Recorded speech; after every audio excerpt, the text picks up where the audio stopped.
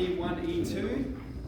So it's great because in 4B, what were we doing? We were just sort of familiarising ourselves with the idea of anti-differentiation. That's backwards differentiation. Today, we've got some rules that we're going to use to just integrate. And so what we're doing, if we have a derivative function, we're moving from the derivative function to the original function, and that's the process of integration. So here's a summary of the rules that we're going to use. All right, and we know that these are the rules because if you differentiate this column on the right, you're going to get this column on the left, which means if you integrate the column on the left, you get the column on the right. So they're the rules, and today we're just going to apply these rules. We have two other properties of integrals that we're going to use. Now this one here in 4D, it did ask you to prove this property, so I might go through that today if a number of people are interested in that proof. But we're going to use this property, and then this one we were using yesterday, we're familiar with that now. Okay? So straight away, with this one here, I'm just going to show you how we're going to apply this property. And it works just like differentiation, right? Remember, if we wanted to differentiate something like x squared take 3x, all right? Here it says you integrate term by term. We know if we differentiate term by term. So we differentiate this one, 2x, we differentiate this one, minus 3. All right, so that's all it's saying. It's a direct application of differentiation. So I'm going to do this in a rather elongated fashion, although this is a 1-mark question. So let's straight away start applying the first property. We're going to split it into 3 separate components.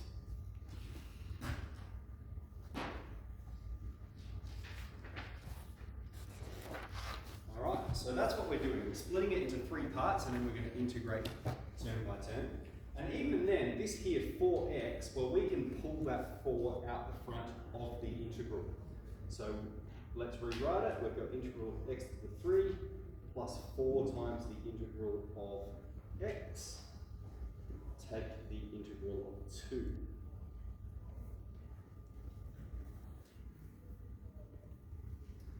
Alright, and now we are just going to apply the rules.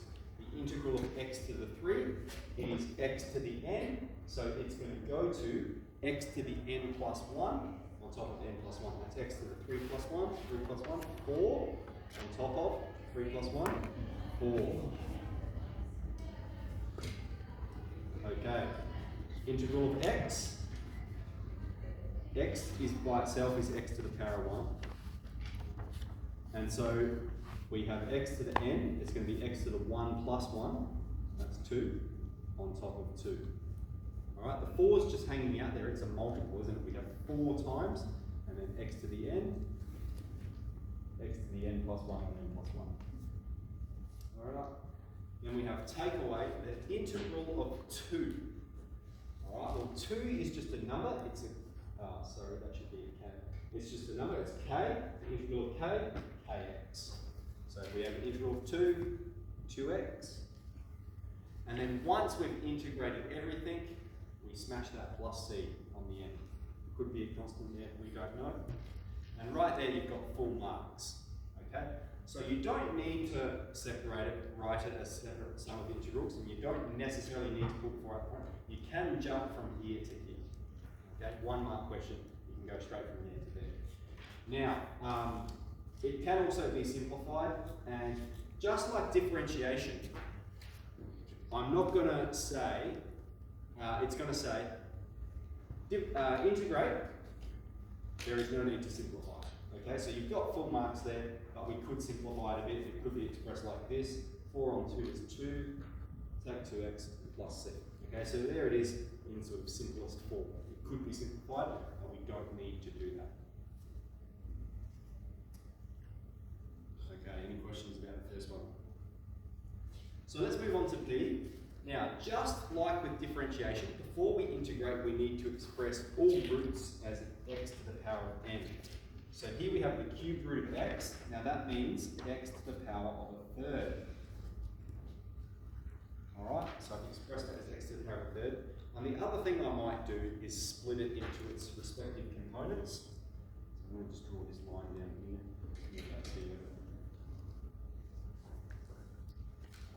so that's going to be the integral of x to the third. Take 4 times the integral of e to the x. Alright, there we can split it into those two parts. And now we can apply the rule. X to the third is x to the power of n, so we're just going to apply the power rule here. Right, so this term is going to become x to the power of a third plus 1 on top of a third plus 1. X to the power of n plus 1 on top of n plus 1. And then take away 4, well, integral of e to the x is e to the x plus c. Alright, so I'm going to go through just how we're going to simplify this one. Alright, we have x to the third plus 1.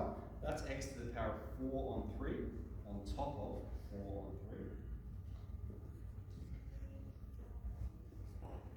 Now, one way, if we're thinking of fraction operations, one way we could express this is x to the 4 on 3 on top of 1.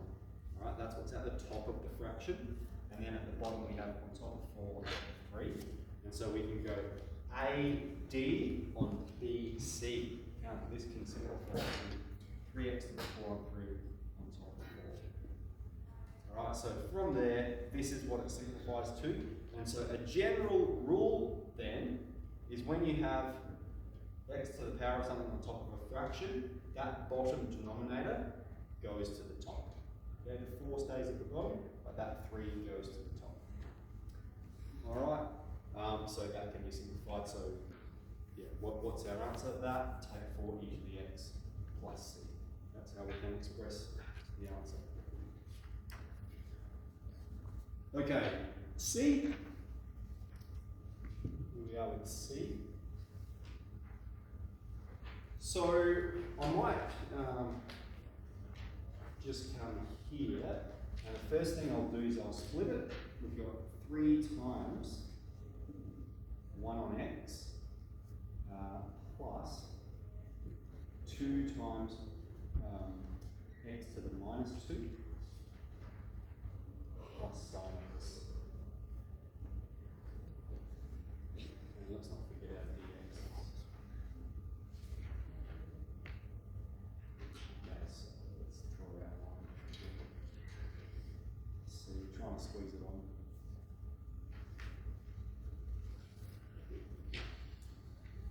Okay, so I've split it into those 3 components. Now, whenever we have an x as a denominator, we have a specific rule. 1 on x goes to ln x. Alright, so when we integrate 1 on x, it goes to ln x. But any other denominator, like for instance x squared, then we have to write it as a power and then integrate it using the power rule. Okay, so I've split it into those components. 1 on x goes to ln x. Here I have 2 times x to the minus 2, so that's just a power, so it becomes x to the minus 2 plus 1, on top of minus 2 plus 1. And the integral of sin x is negative cos x, so then I'm going to take cos x and plus c. Okay, and then just to simplify, 3 ln x plus, it's going to be minus 2 plus 1 is minus 1. So it's going to be minus 2 on top of, let's do that in a couple of steps. Becomes minus, positive 2x to the minus 1 on top of minus 1. Take cos x plus c. Alright, and now you can see we have positive 2 divided by minus 1. That becomes minus 2. And we have x to the minus 1, which means we can express it at the bottom of the fraction. Take cos x plus c. Alright, so I've said we don't need to simplify. So you get full marks after the integral step. But if you do want to simplify it, and they will in the answers in the back of the book, they'll process it to something like this. Okay? Alright, so watch out for when you just have x at the bottom of the denominator. Alright, let's move on to question 2 then. Question 2 says, find the antiderivative of the following with respect to x. So it means the same thing. It means, here's the derivative function, find the original function, go backwards. So what is it asking us to do? It says, find the integral of 4 cos x, take 3. Okay, with regards to x.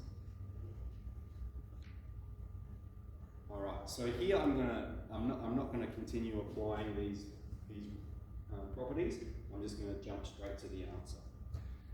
So, just like differentiation, we have 4 times cos x, so the 4 is just going to hang out, and the integral of cos x is sin x. So this term goes to 4 sin x.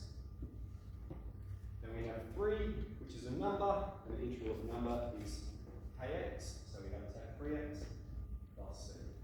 Okay, one step. We don't need to rewrite it with all the separate integral components and so forth. Okay, that is question A. Alright. Let's do question B, and I might take a bit of room and I might do C here. Let's see.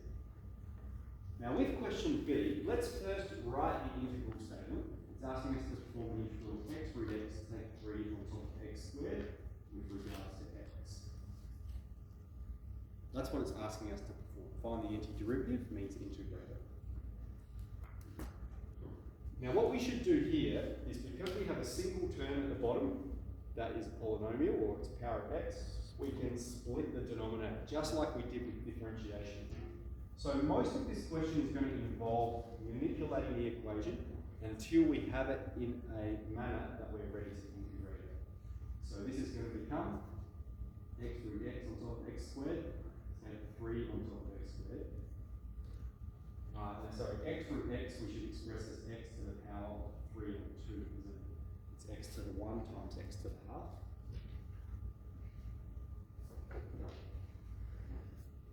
So hopefully, we're probably thinking at this stage it might be a little bit easier than differentiation because we're familiar with how those powers work and the index laws of splitting the denominator and so forth.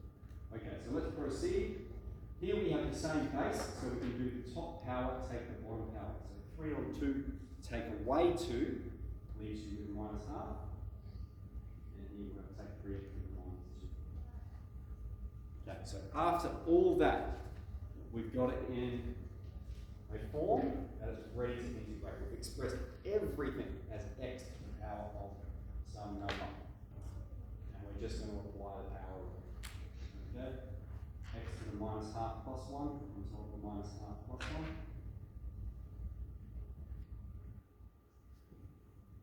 Plus c.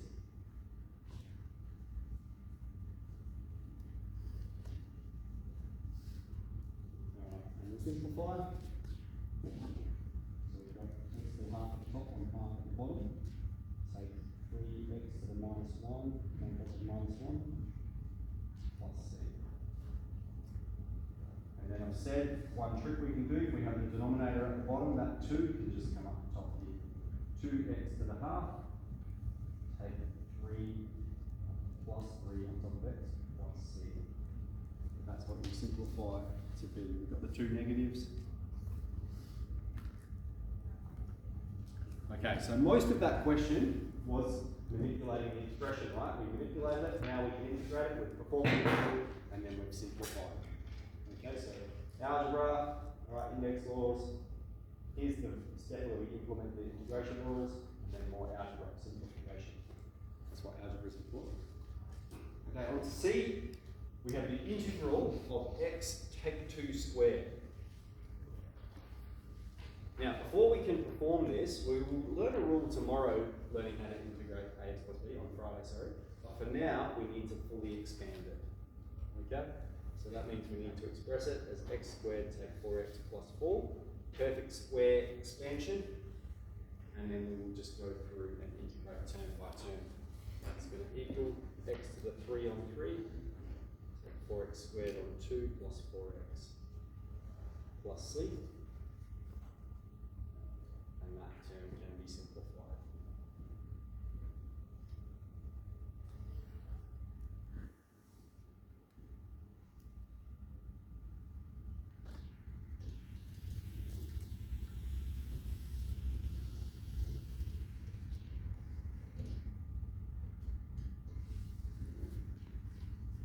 Okay, on to question 3. Oh yeah, I'm sorry about the spacing, By the way, so you have a whole blank page there to answer the questions. Question 3. Find d on dx of x sin x, and hence find the integral of x cos x. So if you're looking at that, we don't have a rule on how to integrate a product. There's no rule on our table of rules. We know how to integrate x, and we know how to integrate cos x, but we don't know how to integrate when they multiply one another. So this is a pretty common exam technique because and test, it's been in the test as well.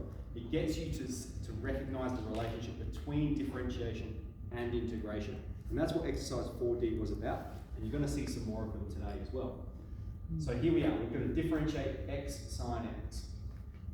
Now, if I'm going to differentiate that, what rule do I need to use? The product rule. We have x times by sin x.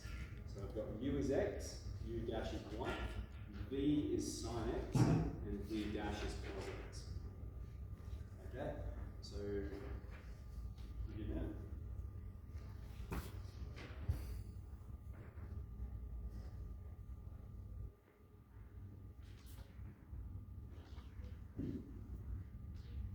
Alright, we smash all that together. So we're going to have, therefore, the derivative function is u dash v, it's sin x, plus uv dash x cos x.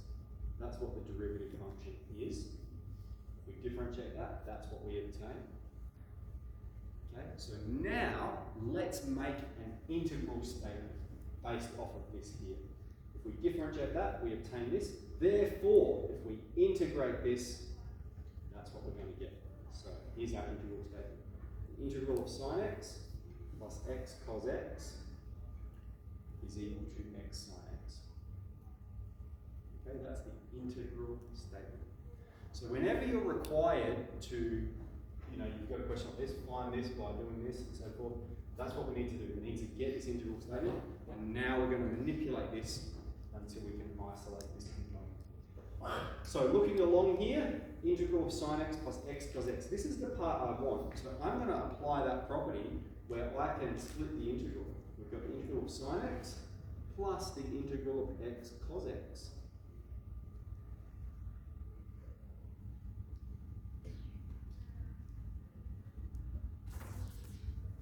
And look at that, this is the part that I want. That's what it's asking me to find. Find the integral of x cos x. And now it's just a linear equation. I just need to get rid of this part so that I've got this one by itself. How do I get rid of the integral of sin x? I'm going to subtract it from both sides. It's an equation. We can do anything we want. So let's shove that over there.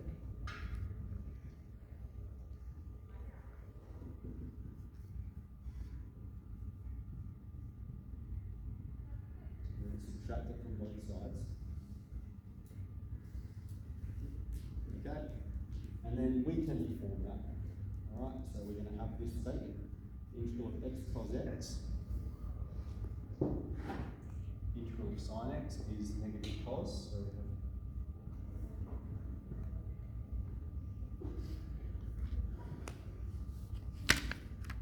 Alright, so that's a pretty tricky problem. I'll just go through that again. So it says, differentiate this, and hence find the integral of that. So we're going to perform the derivative first, there it is, then we make our integral statement. We know if we differentiate this, this is what we obtain, therefore the integral of this is going to equal that. That's what that statement is. And now we're going, I'm going to split this integral because I want to isolate this part of it, this component. Alright, so I've got to get rid of that, and subtract it, and move it over to this side, there it is. I've isolated it, but I can simplify it over here. I can integrate that. There it is, there's my answer. I've successfully isolated that component that it's asking me to. Excellent. So that's 4E1. Later this lesson we will go through 4E2. It's just a very short addition on what we've been doing here. I'll just point out where we're at the moment. So we've got the test in 2 weeks' time. It's at 336 hours. So yeah, here's the plan. We've got a student-free day next Friday. That's going to be nice. Yeah, that's the plan for the next couple of weeks. Short and easy.